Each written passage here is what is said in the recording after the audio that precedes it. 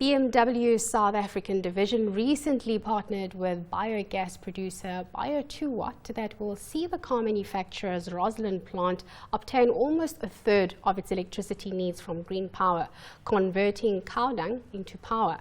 BMW is one of many to use alternative energy to become less reliant on the grid. But with us in studio is BMW's manager for automotive communications, Edward Makwana. Edward, thanks for your time. Caught my attention, using cow dung for electricity. How does this work? So basically this is based on our philosophy on sustainability. Sustainability at the BMW Group has been the foundation of all our actions. So we've partnered with Bio2Watt as part of our renewable energy strategy to help us generate renewable energy that would power our Rosslyn plant. So with this energy, it means about 25 to 30% of energy powered or plant Roslyn's powered by that much of the renewable energy. So on, say, summer days, we sort of consume about 12 megawatts of power. So meaning if you had to calculate the 25 to 30, meaning 3 to 4 megawatts of power.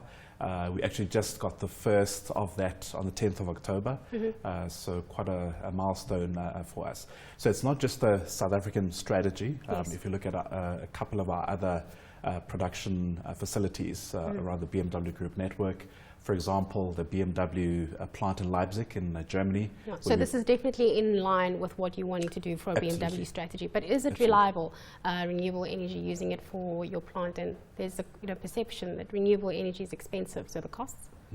It is certainly reliable. I mean, if you look at the conventional way versus how this technology is done, taking organic waste, like you said, like cow dung, and putting it into a digester, and out of that you get a form of gas that you then feed into to the grid.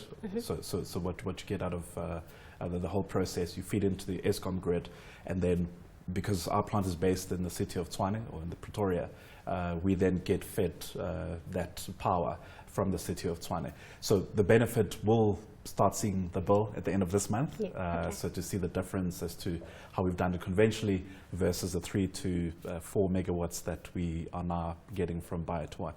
So it may be expensive, from the beginning, yes, but in the long run, I think that's where we'll start seeing, the low costs and the real benefits of this technology. When do you think you'll be able to get off the grid completely? Is that in the pipeline? Well, at the moment, if you look at part of the entire average within the BMW Group, we currently get 51% of renewable energy from those plants that I mentioned in Germany and in Spartanburg in the USA.